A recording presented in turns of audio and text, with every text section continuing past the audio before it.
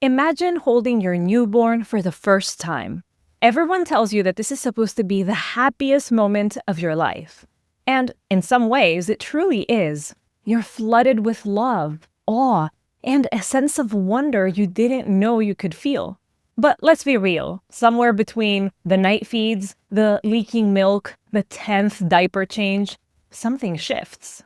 A fog creeps in. You start to feel sad for no reason, or angry at everyone, or terrified that something bad will happen. And then the guilt hits. What's wrong with me? Why can't I just be happy? Welcome back to the Parenthood and Relationship Podcast, where we don't sugarcoat the human side of parenting. Over here, we talk about the real stuff, the joy, the grief, and the messy in-between that people just don't say out loud. Today, we're diving into a topic that too many mothers suffer through in silence: postpartum mental health, depression, anxiety, rage, intrusive thoughts, those things that we often hide behind a smile. Hi there! If this is your first time here, welcome to the Parenthood and Relationship Podcast. I'm your host, Markela Kaplani, a psychologist, a parenthood and relationship coach, and a parent myself.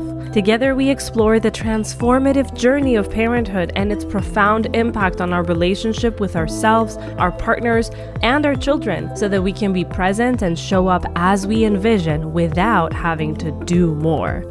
Let's get into today's episode. Research tells us that 1 in 7 women experience postpartum depression, and at least 1 in 5 experience postpartum anxiety. That's millions of mothers worldwide. And that is just what is reported. But these numbers don't tell the whole story. They don't capture the mothers staring at the wall at 3 a.m. wondering who they've become, or the ones snapping at their partners and then drowning in guilt. They don't show the ones who smile for the baby photos but cry in the shower. If any of this sounds familiar, I want this episode to be a soft place for you to land. A space where compassion replaces shame, and where we remember that sometimes survival is love in action. Let's start with a bit of grounding, because naming what we're going through gives it form. And when something has form, it can be met with compassion. Postpartum depression is not just hormones. It is a depressive episode that can show up anytime after childbirth.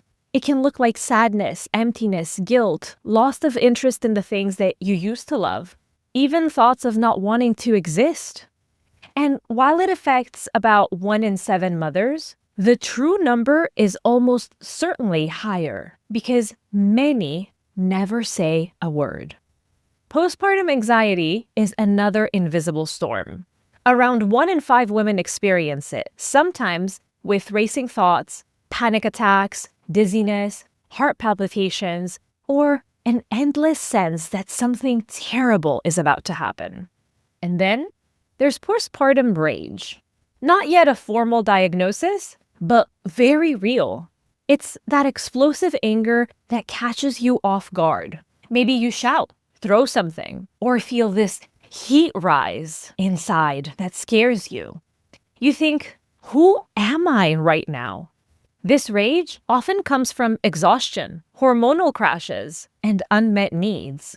If you want to hear more about this and a true account of what it looks like, go ahead and listen to episode 42, where I talk with Sammy Garrett. She opened up so beautifully about her experience with mom rage. She offers great tips, and most of all, a lot of compassion. I highly recommend that you listen to it.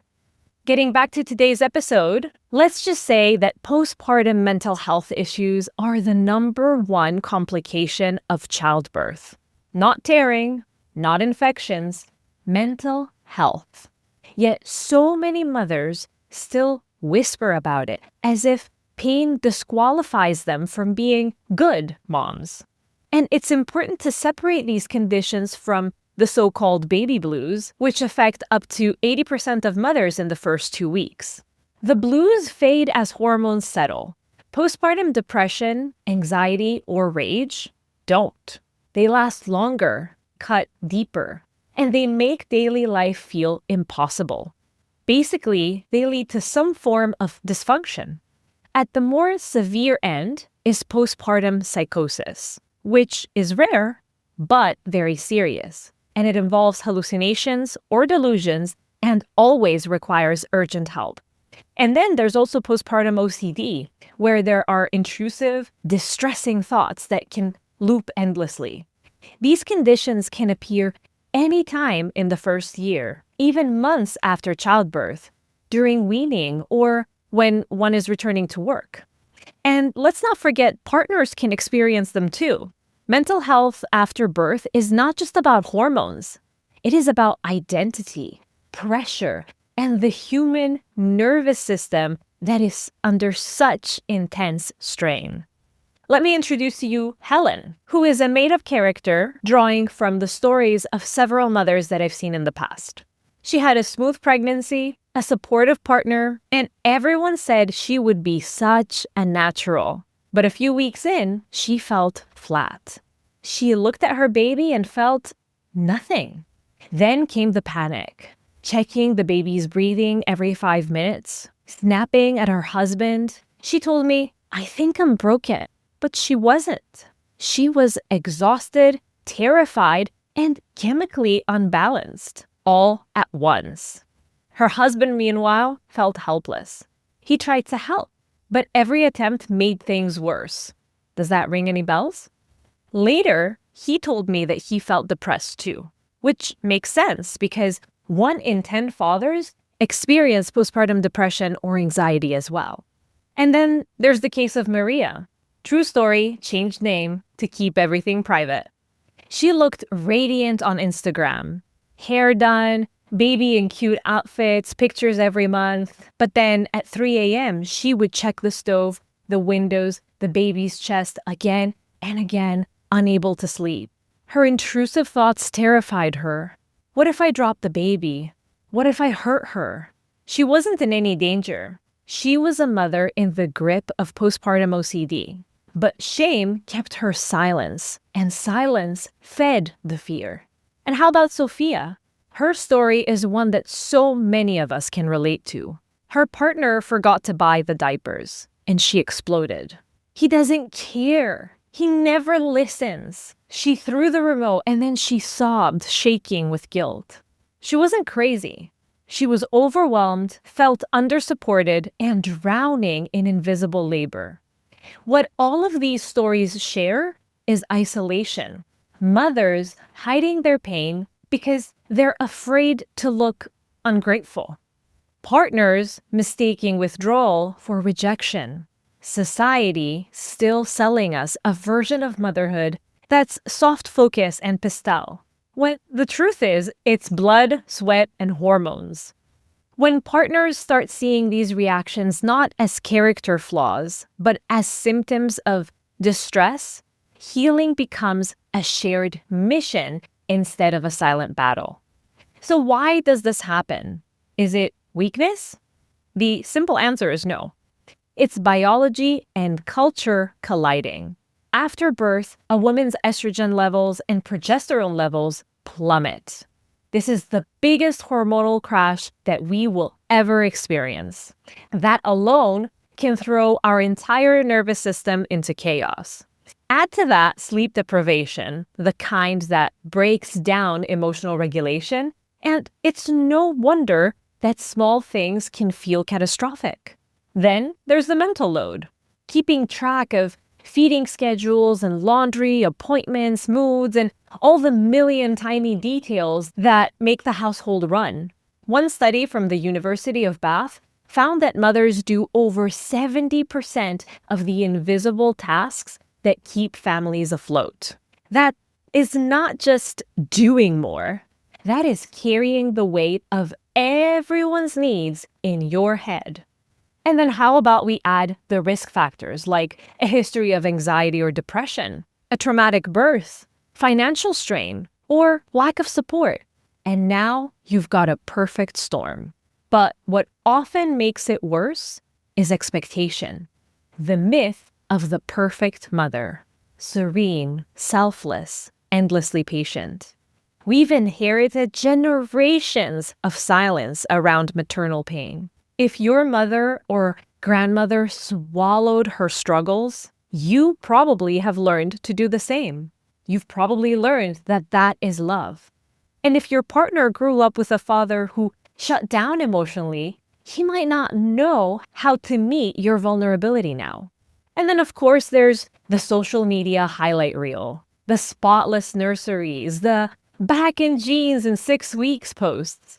Comparing your raw, sleepless reality to this curated perfection is like comparing childbirth to a stock photo. It's not just unrealistic, it's cruel. Even larger systems play a role. Many mothers return to work far too soon because maternity leave policies are inadequate. Others lose their sense of identity when they stay home. Economic pressure and isolation both fuel mental health struggles. And remember, partners, adoptive parents, grandparents helping with newborns, they're all susceptible too. Parenthood shakes identity to its core, no matter your gender. So what can you actually do right now if any of this sounds like you? Number 1, name it. Normalize it. Say it out loud. I think I might be struggling. Words take away shame's oxygen. You're not weak. You're human, living through a seismic change. Number 2, reach out for professional support. Tools like the Edinburgh Postnatal Depression Scale can help you assess your symptoms. Therapies like CBT are effective for depression and anxiety. And if it's deemed more severe, medications can help too, safely, even for breastfeeding under guidance. Number 3, reset and share the load. This isn't a luxury, it's medicine. Trade night feeds, nap when you can, ask friends to bring food. You are not meant to do this alone. If your partner offers help and it's not the way that you would do it, let them do it anyway. Perfection does not raise babies. Connection does. Number 4, soothe your nervous system. When anxiety or rage hits, think small and physical. Take a 6-second hug. It releases oxytocin and literally calms your heart. Try box breathing. Inhale, hold, exhale, hold, 4 seconds each. Splash cold water on your face or hold an ice cube. This can reset your body's alarm system. Journal or voice note your thoughts. Getting them out of your head reduces their power. Number 5, build your village. Find other parents who get it. Online, in groups, at your local cafe.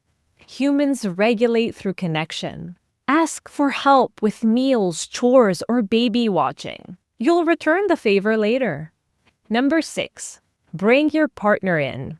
Most partners want to help. They just don't know how. Share this episode with them.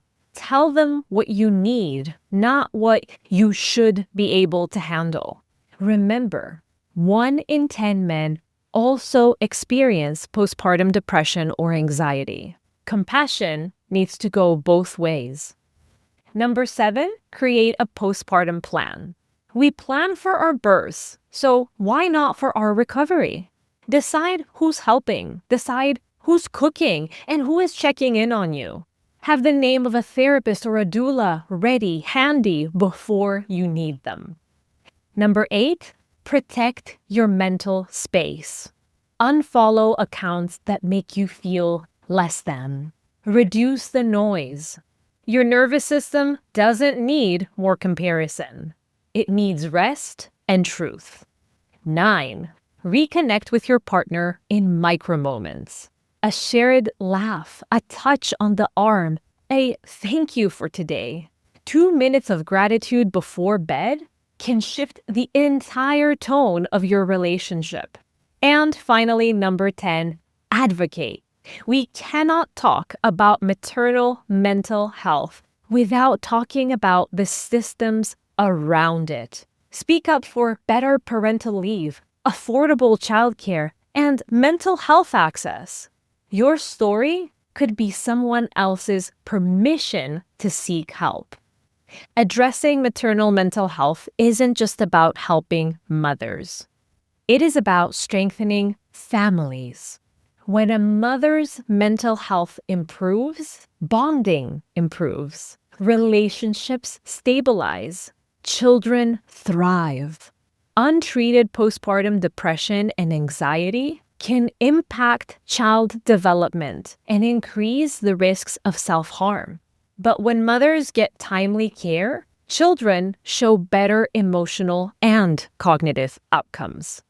Partners too benefit. Communication deepens, resentment lessens, and the family system heals as a whole.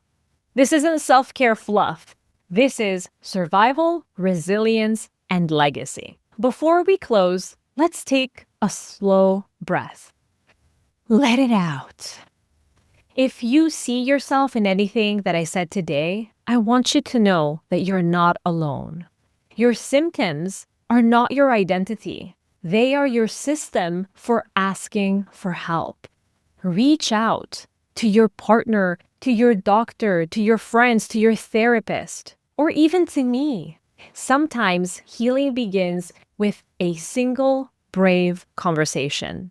And if that tiny voice inside you says you don't deserve help, please challenge it. You deserve support simply because you exist. Because you're a human who's given everything to love and keep another human alive. Next time, we'll talk about the father side of things. How men experience their own version of postpartum change, and how couples can find their way back to each other through it all. Until then, be gentle with yourself. You are doing so much better than you think. And remember, the goal isn't to bounce back. How I hate that phrasing. It is to move forward. If you have found this episode helpful, share it with a friend who might need it. And come and connect with me. You'll find me on Instagram at markella.kaplani. I love hearing your stories. They remind all of us that we're in this together. And don't forget to sign up to the Sunday Reconnect, my weekly newsletter where I share one insight, one exclusive tool, and one 3-minute reset related to each episode every single Sunday. For more resources, visit markellakaplani.com/resources. There you will find a mini course that I've done on matrescence, which goes deeper into all of what we discussed today. The identity shifts, the way that our roles are affected, how we show up at work, and even how our spirituality may be changed or challenged. You can get it at markellakaplani.com/resources or /video series. It's free, it's bite-sized, and remember that awareness is the cornerstone of change. Take care of yourself, and I'll see you next Sunday. Bye-bye.